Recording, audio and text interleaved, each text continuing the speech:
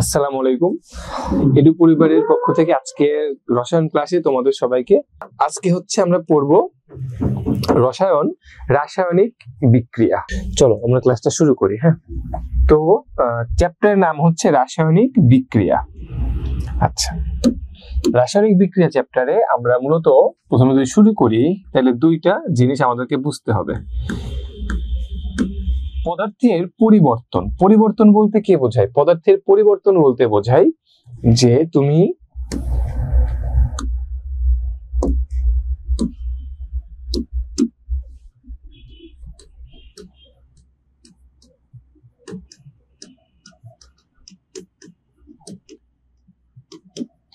পদার্থের পরিবর্তন কয় প্রকার? পদার্থের পরিবর্তন দুই প্রকার। পদার্থের পরিবর্তন বলতে আসলে কি বোঝায়? পদার্থের পরিবর্তন বলতে বোঝায় যে একটা অবস্থা থেকে আরেক অবস্থায় রূপান্তরিত হওয়া। এক অবস্থা থেকে আরেক অবস্থায় রূপান্তরিত হওয়াকে বলা হয় পদার্থের পরিবর্তন। এক অবস্থা থেকে আরেক অবস্থা বলতে কি বোঝায়? কঠিন থেকে তরল হইতে পারে, তরল থেকে গ্যাস হইতে পারে, গ্যাস থেকে তরল হইতে পারে, তরল থেকে কঠিন হইতে পারে। ওয়াসিয়া সেতু, ওয়ালাইকুম আসসালাম। আচ্ছা, এই যে পরিবর্তনগুলো হয়, এই পরিবর্তনগুলো হয় দুই প্রকার। এর মধ্যে একটা হচ্ছে ভৌত পরিবর্তন এবং আরেকটা হচ্ছে রাসায়নিক পরিবর্তন।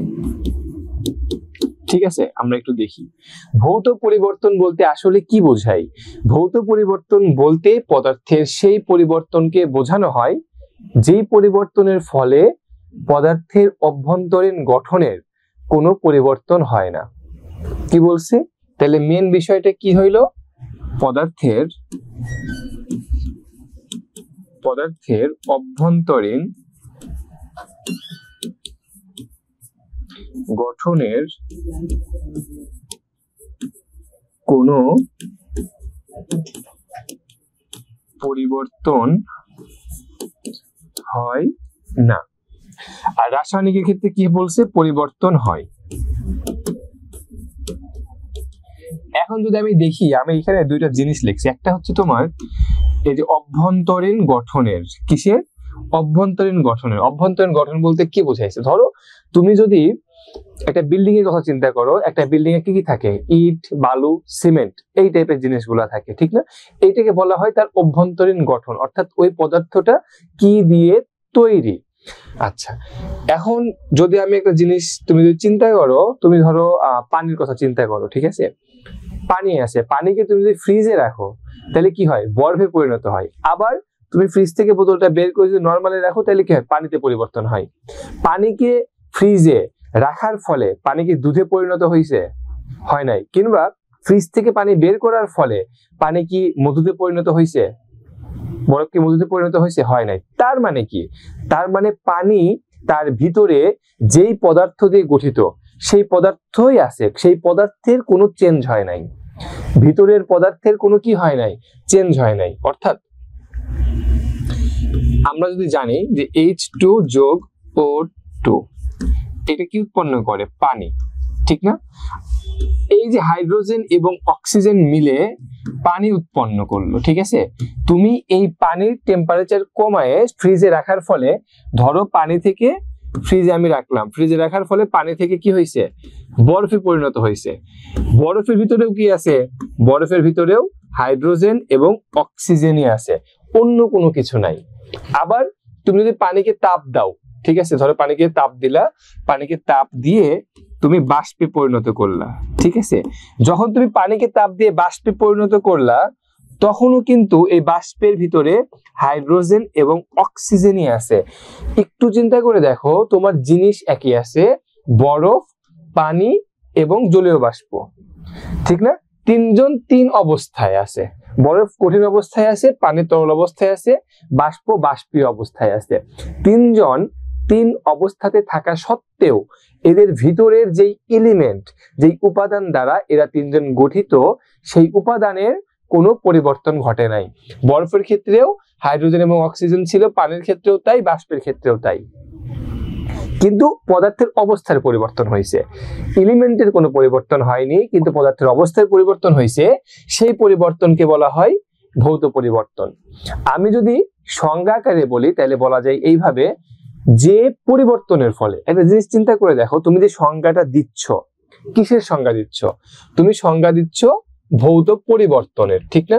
যে ভৌত পরিবর্তন কাকে বলে, কি কাকে বলে, ভৌত পরিবর্তন কাকে বলে। তাহলে আমি কি বলবো, যে পরিবর্তনের ফলে পদার্থের বাহ্যিক গঠনের শুধু পরিবর্তন হয় কিন্তু অভ্যন্তরীণ গঠনের কোনো পরিবর্তন হয় না, সেই পরিবর্তনকে বলা হয় ভৌত পরিবর্তন। খুবই সহজ। যে পরিবর্তনের ফলে পদার্থের বাহ্যিক গঠনের পরিবর্তন হয় কিন্তু অভ্যন্তরীণ গঠনের কোনো পরিবর্তন হয় না, সেই পরিবর্তনকে বলা হয় ভৌত পরিবর্তন। তাহলে রাসায়নিক পরিবর্তনটা হচ্ছে সম্পূর্ণ ভৌত পরিবর্তনের কি উল্টা বা বিপরীত। যদি তাই হয় তাহলে ভৌত পরিবর্তনে আমরা বললাম বাহ্যিক গঠনের পরিবর্তন হয় কিন্তু অভ্যন্তরীণ গঠনের পরিবর্তন হয় না। আর রাসায়নিক পরিবর্তন ভৌত পরিবর্তনের উল্টা, তার মানে রাসায়নিক পরিবর্তনের ফলে কি হবে, অভ্যন্তরীণ গঠনের পরিবর্তন হবে। এইটাই মেন পয়েন্ট।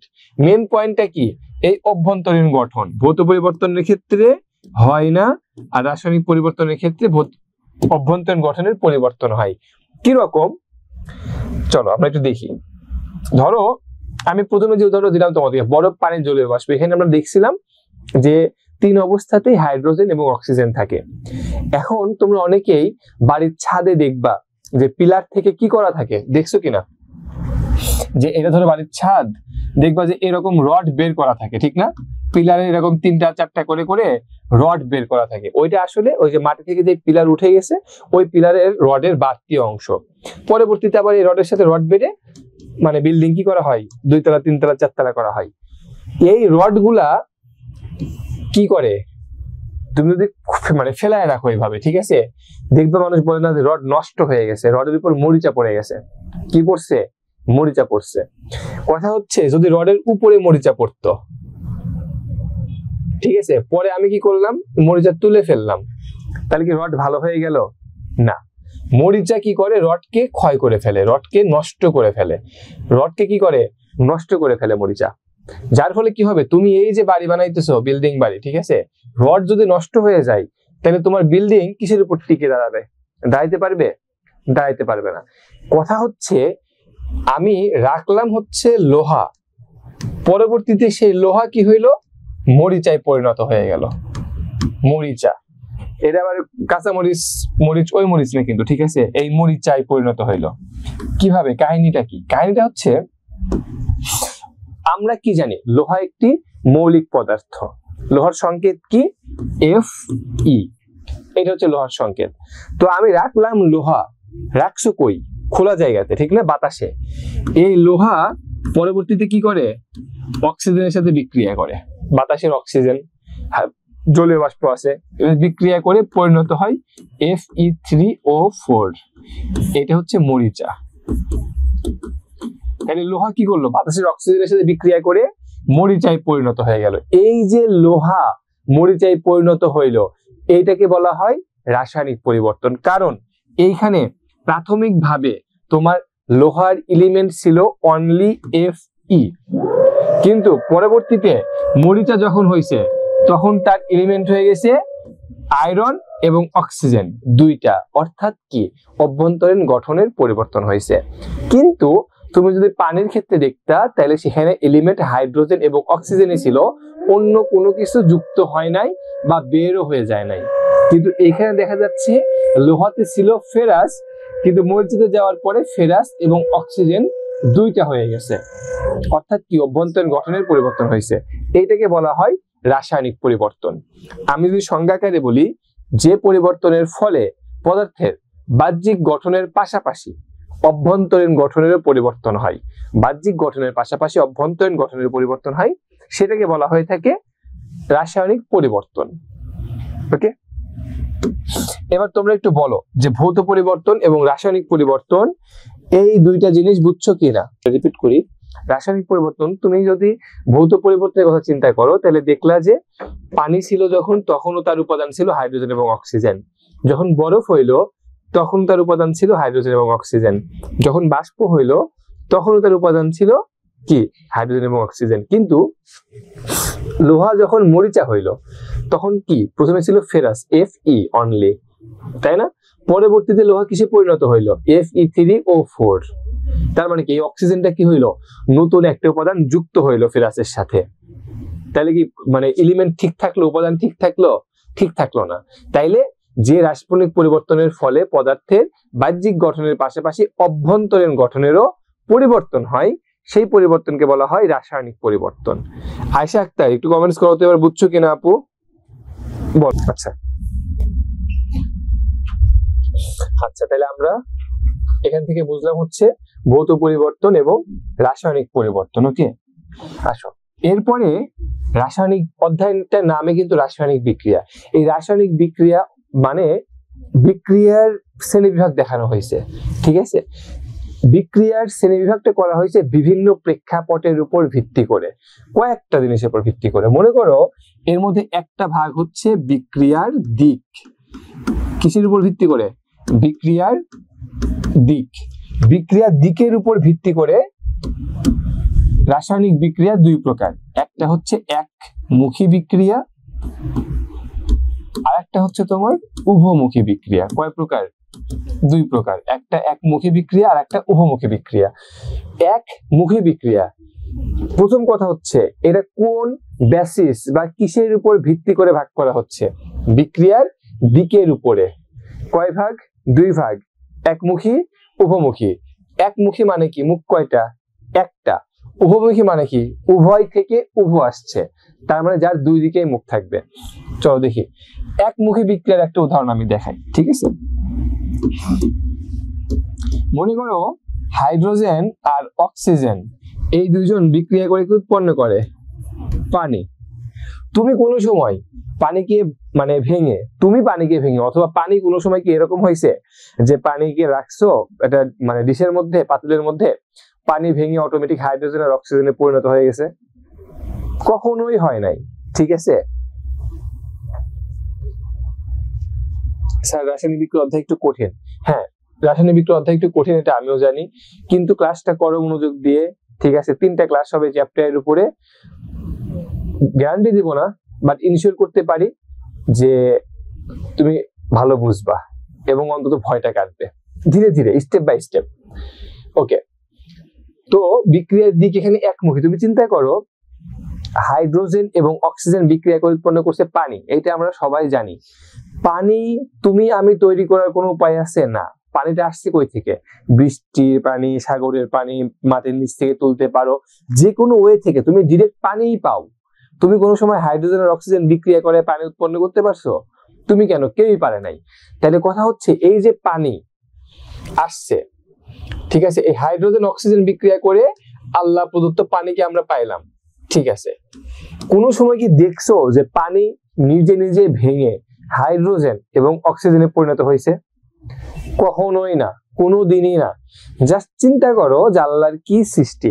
যদি আসলে এইরকম হইতো যে পানি পাইলাম, এই পানি পরবর্তীতে অটোমেটিক ভেঙে হাইড্রোজেন আর অক্সিজেনে পরিণত হয়ে যাচ্ছে, তাহলে কি হইতো? অক্সিজেন কি গ্যাস, তাহলে অক্সিজেন সোজা উড়ে বাতাসে চলে যাইতো। তাহলে খাইতাম কি? তুমি গ্লাসে পানি খাইতে যেতে দেখতে যে নাই হয়ে গেছে, ঠিক না? আল্লাহর কি সৃষ্টি। তো এই যে হাইড্রোজেন এবং অক্সিজেন থেকে পানি পাইলাম বা হাইড্রোজেন অক্সিজেন বিক্রিয়া করে পানি উৎপন্ন করে, পরবর্তীতে এই পানি ভেঙে আবার হাইড্রোজেন এবং অক্সিজেন উৎপন্ন কি হয়? হয় না, কোন অবস্থাতে হয় না। অর্থাৎ আমি তোমার দিকে যাইতে পারতেছি, কিন্তু তোমার কাছে গেলে তোমার কাছ থেকে ফেরত আসার আমার কোনো রাস্তা নাই। কথা ক্লিয়ার? আমি তোমার কাছে যাইতে পারতেছি, কিন্তু তোমার কাছে গেলে তোমার কাছ থেকে ফেরত আসার আমার কোনো রাস্তা নাই, কোনো অবস্থাতে আমি আর ফেরত আসতে পারবো না। এইটাকে বলা হইতেছে একমুখী। অর্থাৎ যাইতেছো মানে যাইতেছো, শেষ। তুমি আর ব্যাকে আসতে পারবে না বা আগের অবস্থায় তুমি আসতে পারবে না। এইটাকে বলা হয় একমুখী বিক্রিয়া। তাহলে আমরা যদি সংজ্ঞাকারে বলি তাহলে কিভাবে বলতে পারি? যে রাসায়নিক বিক্রিয়ায়, আচ্ছা এখানে কয়েকটা টার্ম আমার লাগবে। প্রথমত হচ্ছে বিক্রিয়ক। কি? বিক্রিয়ক। দ্বিতীয়ত হচ্ছে উৎপাদ, ঠিক আছে? মনে রাখবা বিক্রিয়ক কারা? বিক্রিয়ক বলা হয় তাদের যারা কি করে? বিক্রিয়ায় অংশগ্রহণ করে। বিক্রিয়ক কারা? যারা বিক্রিয়ায় অংশগ্রহণ করে তাদেরকে বলা হয় বিক্রিয়ক। আর উৎপাদ কারা? যারা বিক্রিয়ায় যা উৎপন্ন হয়, বিক্রিয়ায় কি হয়? যা উৎপন্ন হয় তাকে বলা হয় উৎপাদ, এবং বিক্রিয়ায় যারা অংশগ্রহণ করে তাদেরকে বলা হয় বিক্রিয়ক। তো আমরা দেখতেছি এখানে যে হাইড্রোজেন এবং অক্সিজেন বিক্রিয়া করে পানি উৎপন্ন করছে, তাহলে এখানে বিক্রিয়ক কারা? হাইড্রোজেন এবং অক্সিজেন হইতেছে বিক্রিয়ক, আর পানি কি? পানি হচ্ছে উৎপাদ।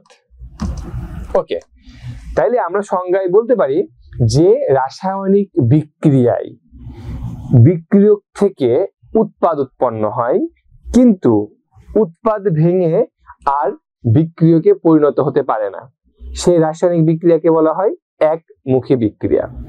তুমি মুখস্থ না করে সিম্পলি বোঝার চেষ্টা করো। এখানে বিক্রিয়ক বিক্রিয়া করে কি উৎপন্ন করছে? উৎপাদ, কিন্তু উৎপাদ ভেঙে বিক্রিয়কে পরিণত হতে পারে না। এটাকে বলা হচ্ছে একমুখী বিক্রিয়া। তাহলে আমি যদি সংজ্ঞা আকারে বলি তাহলে কি বলবো? যে রাসায়নিক বিক্রিয়ায়, এগুলা সবকিছু কি? রাসায়নিক বিক্রিয়ার শ্রেণী বিভাগ। কিসের উপর ভিত্তি করে ভাগ করা হচ্ছে? বিক্রিয়ার দিকের উপর ভিত্তি করে। তাহলে আমি এখানে কি বলতে পারি?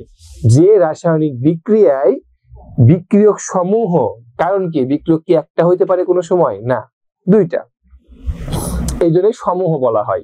বা তুমি বিক্রিয়ক গুলো বলতে পারো সোজা বাংলায়, যে রাসায়নিক বিক্রিয়ায় বিক্রিয়ক গুলো বিক্রিয়া করে একটি মাত্র উৎপাদ উৎপন্ন করে। সবচাইতে ইন্টারেস্টিং বিষয় হচ্ছে এটা মনে রাখতে হবে, কি? একটি মাত্র। তাইলে যে রাসায়নিক বিক্রিয়ায় বিক্রিয়ক গুলো বিক্রিয়া করে একটি মাত্র উৎপাদ উৎপন্ন করে, এবং উৎপাদ থেকে বিক্রিয়কে, উৎপাদ সমূহ ভেঙে বিক্রিয়কে পরিণত হতে পারে না, অথবা উৎপাদ থেকে পুনরায় বিক্রিয়কে পরিণত হওয়া যায় না, হতে পারে না, সেই বিক্রিয়াকে বলা হয় একমুখী বিক্রিয়া। সেই বিক্রিয়াকে কি বলা হয়? একমুখী বিক্রিয়া। তোমরা যারা উপস্থিত আছো তাদের মধ্যে কেউ কি এই সংজ্ঞাটা বুঝাইতে পারবা? ওইখানে আরো একটা ভাগ ছিল, সেটা ছিল হচ্ছে উভমুখী বিক্রিয়া, ঠিক না? তাইলে এবার আমি একটা উদাহরণ দেখাই। ধরো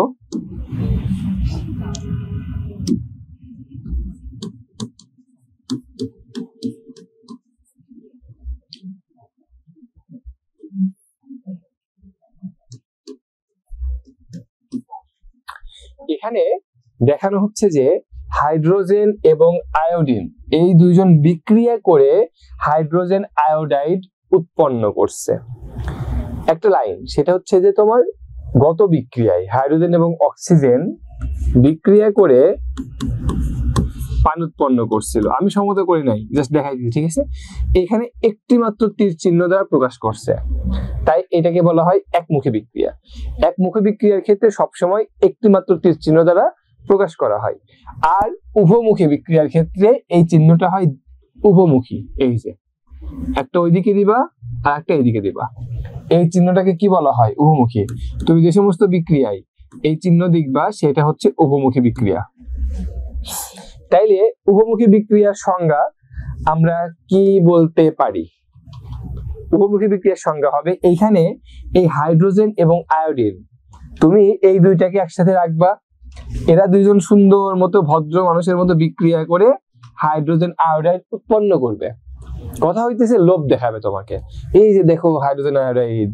কিন্তু মানে এই ঘটনাগুলো ঘটে, আমার এটা যে হাইড্রোজেন আয়োডাইড উৎপন্ন হয়েছে, হয়ে 5 মিনিট আমাকে দেখতে দিছে যে বাহ এই যে হাইড্রোজেন আয়োডাইড আমি দেখতেছি, আচ্ছা 5 মিনিট পরে না।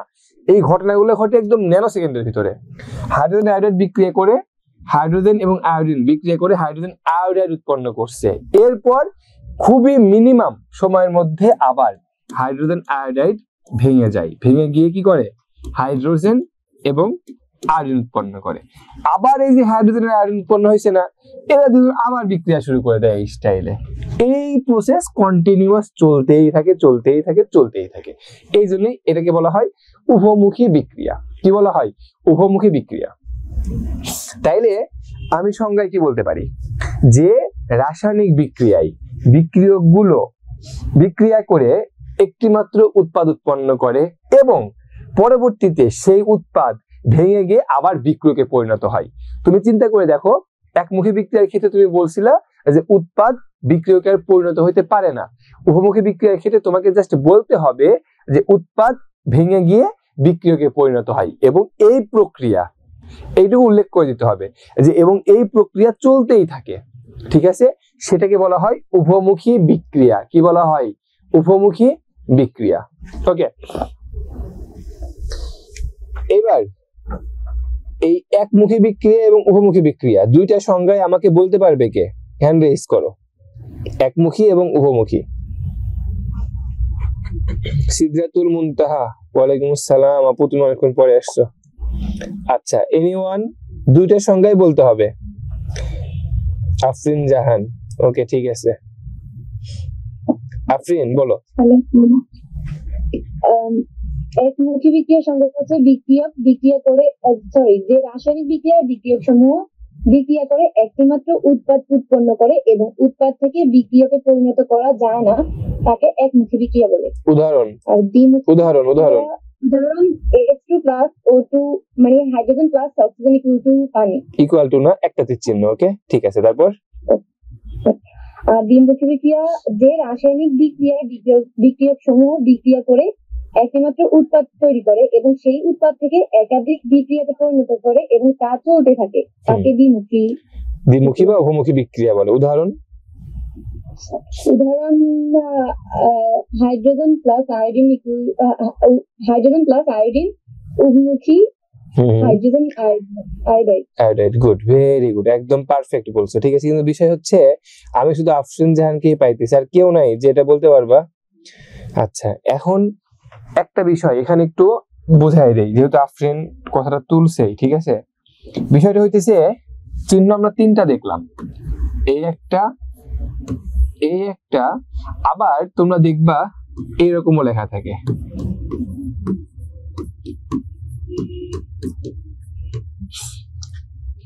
তিন ভাবেই লেখা যায়। কি রকম? এইটা হচ্ছে একমুখী বিক্রিয়ার ক্ষেত্রে লেখা হয়, এইটা হচ্ছে উভমুখী বিক্রিয়ার ক্ষেত্রে লেখা হয়, আর তুমি এই সমান চিহ্ন এইটা তখনই লিখতে পারবা, মনে রাখবা, সমান চিহ্ন তখনই লিখতে পারবা তুমি যখন দুই পাশে তুমি কি করবা? সমানুকরণ করবা। কি করবা? সমানুকরণ। তোমরা মনে আছে কিনা এই জিনিস আমি জানি না, আসলে এটা পড়ছো কিনা। সমানুকরণ করবা মানে এই যে দুই পাশে সমান করে না, এখানে হাইড্রোজেন কয়টা আছে? দুইটা। এ পাশে কয়টা আছে? ও সরি, হয় নাই, 2H2। তাহলে এখানে হাইড্রোজেন কয়টা আছে? চারটা। এখানে কয়টা আছে? চারটা। এখানে অক্সিজেন কয়টা? দুইটা। এখানে অক্সিজেন কয়টা? দুইটা। বিক্রিয়ক এবং উৎপাদের উভয় পাশে যে পরমাণুর সংখ্যার সমান করা হয়, ঠিক আছে, সেইটা যখন তুমি করে ফেলবা, করলে পরে মাঝখানে সমান চিহ্ন দেওয়া যাবে না, দেওয়া যাবে না। আমি আগের গুলোতে লিখি নাই। কেন লিখি নাই? কারণ আমি এরকম লিখছিলাম, হাইড্রোজেন যোগ অক্সিজেন পানি, সমতা করি নাই, তাই একমুখী চিহ্ন দিছিলাম। আবার হাইড্রোজেন যোগ আয়োডিন, সেখানেও কি করি নাই? সমতা করি নাই, তাই কি লিখছিলাম? Hydrogen iodide. কিন্তু এখানে হাইড্রোজেন কয়টা আছে? দুইটা। এই পাশে কয়টা আছে? হাইড্রোজেন একটা। তাহলে কি হইলো? হইলো না। আমি সমান চিহ্ন ওই জন্যই দেই নাই। যদি আমি সমান চিহ্ন দিতাম তাহলে আমি লিখতাম এরকম, হাইড্রোজেন যোগ তাহলে আমি লিখতাম হাইড্রোজেন যোগ আয়োডিন, এইটা সমান লিখতাম 2 হাইড্রোজেন আয়োডাইড। এবার দেখো সমান হয়েছে। আমার মনে হয় তোমরা বুঝতে পারছো যে একমুখী কখন দিব, উভমুখী কখন দিব, এবং সমান চিহ্ন কখন দিতে পারবো, কখন দিতে পারবো না। এটা চোরাই বুদ্ধি। ধরো তুমি পরীক্ষায় কোনো একটা পরীক্ষাতে তুমি ধরো যে লিখতেছো, ঠিক আছে, সেই বিক্রিয়াটা তুমি সমানুকরণ করতে পারো না, এমন তো না যে তোমাকে মনে করো ওই বিক্রিয়া সমানুকরণ করতে দিবে, তা না। হয়তো কি হয়েছে, তুমি অন্য কোনো একটা ব্যাখ্যা লিখতে যায় তোমাকে একটা বিক্রিয়া লিখতে হচ্ছে, ঠিক আছে। সাপোজ কথার কথা হাইড্রোজেন যোগ সালফাইড সমান সালফিউরিক অ্যাসিড, এই টাইপের বড় দু একটা বিক্রিয়া। তখন তুমি যদি সমান চিহ্ন দাও আর যদি সমানুকরণ না করো তাহলে তুমি ধরা খাবা, তখন স্যার মার্কস কেটে দিবে। কি দরকার আমার? আমি যদি পারি তাহলে তো আলহামদুলিল্লাহ ভালো, আর যদি আমি না পারি তাহলে সুন্দর করে তুমি চিহ্ন দিয়ে রেখে দাও, বাস, সেফ জোন। তাহলে কি হইলো, আমি স্যার মার্কস কাটতে পারবে না, এটা হচ্ছে মেইন কথা। কিন্তু তুমি সমান চিহ্ন দিছো আর দুই পাশে সমান করো নাই, তখন কিন্তু মার্কস কেটে দিবে। ওকে, নেক্সট। আচ্ছা, এরপরে চলো এর আগের যে ভাগটা আমি শুধু কি একটি উৎপাদই তৈরি হবে, একাধিক উৎপাদ তৈরি হবে না, শুধুমাত্র একটি উৎপাদই তৈরি হবে, ঠিক আছে, সেটাকে বলা হবে একমুখী বিক্রিয়া। আচ্ছা চলো, আমি এর আগে যেই ভাগটা করছিলাম, যে দুইটা প্রকার দেখাইলাম, ঠিক আছে, একমুখী বিক্রিয়া একটা, উভমুখী বিক্রিয়া একটা, এইটা কিসের উপর ভিত্তি করে ভাগ করছিলাম, কোন বৈশিষ্ট্যের উপর ভিত্তি করে আমি এই ভাগটা করছি? আমাকে একটু কমেন্টস করে জানাও যে কোন বৈশিষ্ট্যের উপর ভিত্তি করে একমুখী বিক্রিয়া এবং উভমুখী বিক্রিয়া ভাগ করা হয়েছে, বলো। আফরিন জাহান বলছে বিক্রিয়ার, আচ্ছা আর কেউ? রাসায়নিক না, সুমাইয়া নূর, হ্যাঁ কারেক্ট বলছো, ক্রিয়ার দিকের উপর আফরিন নূর, হ্যাঁ সঠিক বলছো। আচ্ছা আফরিন নূর বলছে 4th অধ্যায় শেষের দিকের কিছু অংশ বাকি আছে, হ্যাঁ করানো হবে, কারণ হচ্ছে তোমাদের পুরোপুরি ব্যাচটা আলাদা করা হইলো, হ্যাঁ 9 এর ব্যাচ আলাদা করা হয়েছে এখন থেকে, এবং 10 এর ব্যাচ আলাদা করা হয়েছে, আর যেই টিচার যে অধ্যায় শুরু করছে সেই টিচার সেই অধ্যায় শেষ করবে, তো সেই সুবাদে আমি নতুন অধ্যায় শুরু করছি, আমি শেষ করব, ওকে, এইভাবে আর কি, প্যারা নাই, তোমাদের সবকিছু শেষ করানো হবে। আচ্ছা তাইলে গত ভাগটা আমি করলাম রাসায়নিক বিক্রিয়ার দিকের উপরে, এইবার আমি আরো একটা বৈশিষ্ট্যের উপরে ভাগ করব। তুমি বিশ্বাস করো তোমার পরীক্ষায় এইভাবেই আসবে যে বিক্রিয়ার দিকের উপর ভিত্তি করে রাসায়নিক বিক্রিয়া কয় প্রকার, উদাহরণ সহ লেখো, ঠিক আছে। আমাকে পুরোটুকু জানতে হবে, বিক্রিয়ার দিকেরটা আমি জানছি, আজকে বিকালে হয় না যে ভাই আজকে সারাদিন কারেন্টই নাই, দুপুর থেকেই কারেন্ট নাই, ঠিক আছে, এদিকে চারদিকেই তো ঝড় বৃষ্টি হয়েছে না, সব জায়গাতেই মনে করো যে জেনারেটর দিয়ে কতক্ষণ চালানো যায়, তুমি কতক্ষণ চালাবা জেনারেটর, 1 ঘন্টা 2 ঘন্টা, আমরা জানি কারেন্ট আসবে, সমস্যা নাই, তো সেই কারেন্ট আসছে 7:05 মনে হয়, ওকে। তাহলে আগের ভাগটা আমরা শিখলাম বিক্রিয়ার দিকের উপরে, এইবার ভাগটা শিখবো হচ্ছে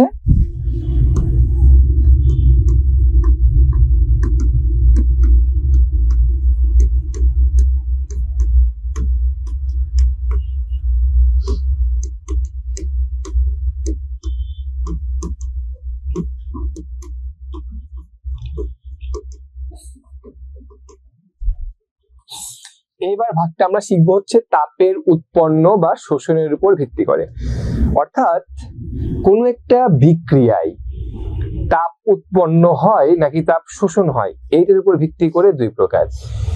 আমি যদি একটু দেখাই, তোমরা দুইটা পাথর নিয়ে এই ঘষাঘষি সবাই করছো, ঠিক না, ঘষলা, ঘষে কি হয়েছে, গরম হচ্ছে, তো মানে এই দুইটা ঘষে গরম হইলো, তুমি কি বাইরে থেকে গরম দিছো, হিট দিছো, মানে তুমি কি আগুন মারছো, এরকম কিছু করছো না, তারা বিক্রিয়া করছে, করে কি করছে, গরম বানায় ফেলছে, ওকে ডান।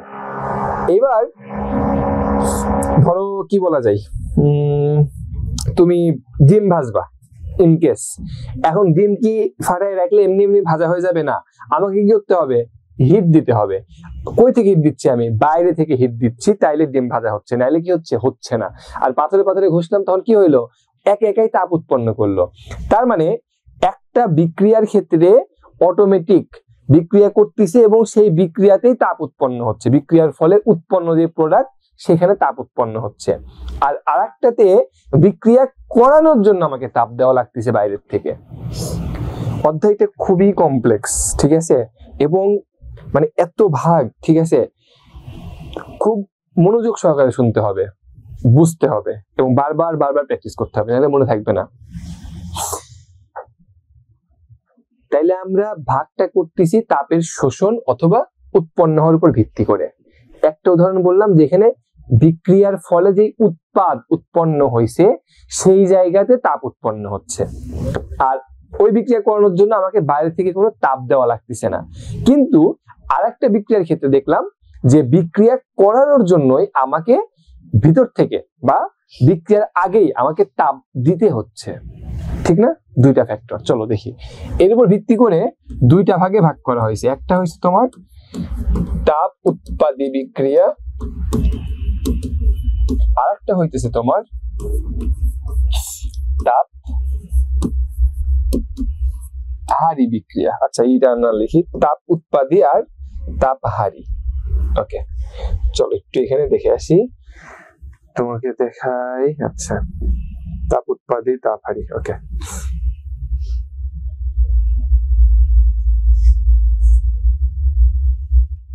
দেখো বড় করবো। ওকে ওকে,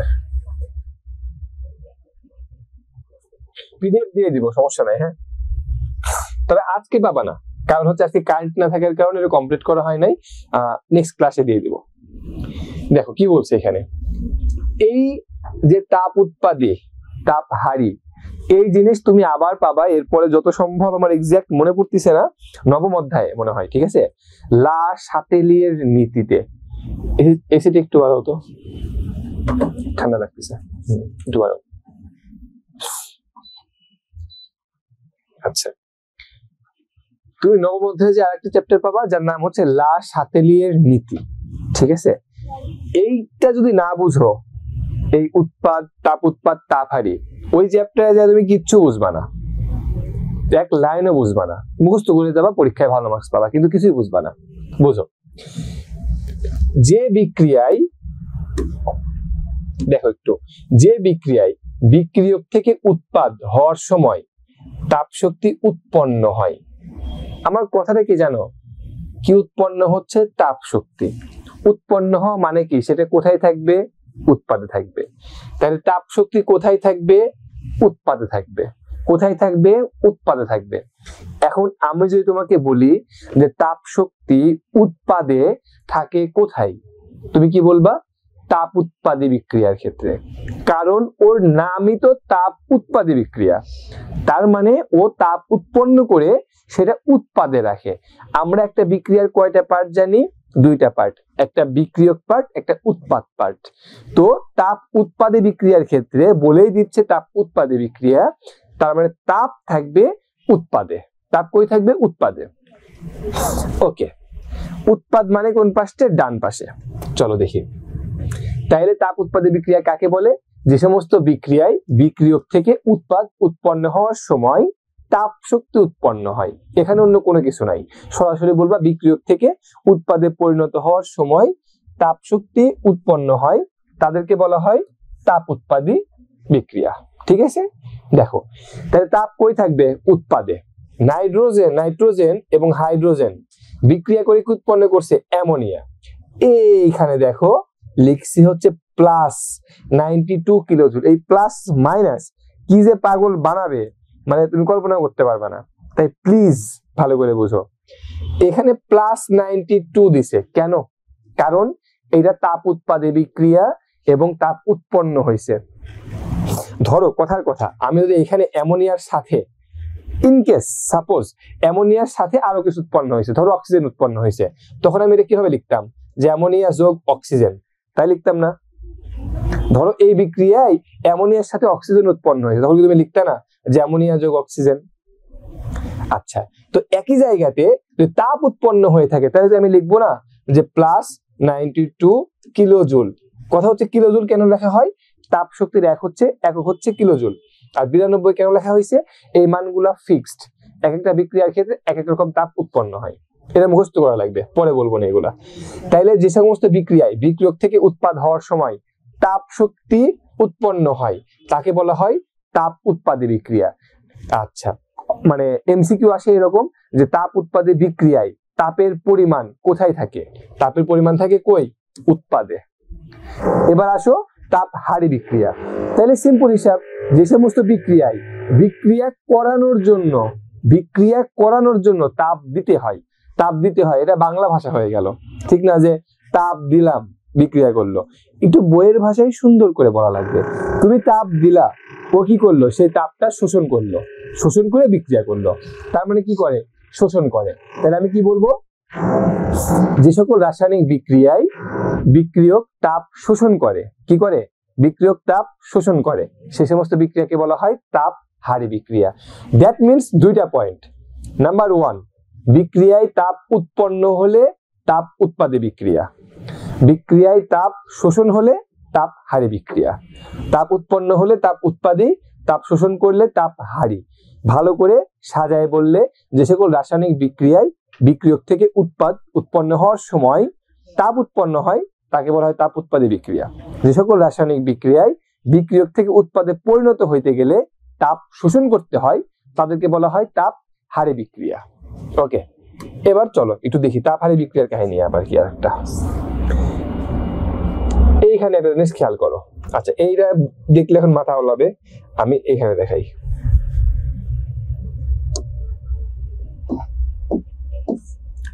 নাইট্রোজেন আর অক্সিজেন এই দুইজন বিক্রিয়া করলো, বিক্রিয়া করে উৎপন্ন করলো 2 অণু নাইট্রোজেন অক্সাইড প্লাস, সরি কথা হইতেছে এইটা কি বিক্রিয়া? তাপহারী বিক্রিয়া। আর আমি কি বলছি, তাপহারী বিক্রিয়া কি করে? তারা দুজন বিক্রিয়া করবে না যতক্ষণ না তুমি এইখানে তাপ শক্তি কি করছো, তাপ দিচ্ছ। ওই যে ডিম ভাজার মতো, তুমি এই তাপ শক্তি না দিলে এই দুজন বিক্রিয়া করে এইটা উৎপন্ন করবে না। এই জন্যই এইখানে তাপ শক্তি আমি কই লিখবো? বিক্রিয়কের কাছে লিখবো, কারণ কি ওইটা আমার বিক্রিয়কের একটা পার্ট।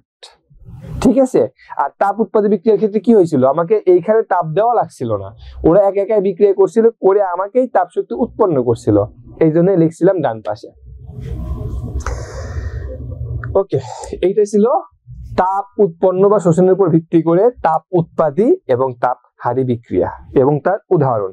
ঠিক আছে, আমরা আজকে বললাম ভৌত পরিবর্তন কাকে বলে, রাসায়নিক পরিবর্তন কাকে বলে, ভৌত পরিবর্তনের উদাহরণ, রাসায়নিক পরিবর্তনের উদাহরণ, তারপরে তোমার হচ্ছে বিক্রিয়ার দিকের উপর ভিত্তি করে একমুখী বিক্রিয়া বহুমুখী বিক্রিয়া কাকে বলে তার উদাহরণ, এবং তাপ শক্তির উপর ভিত্তি করে তোমার হচ্ছে তাপ উৎপাদী এবং তাপ হারী।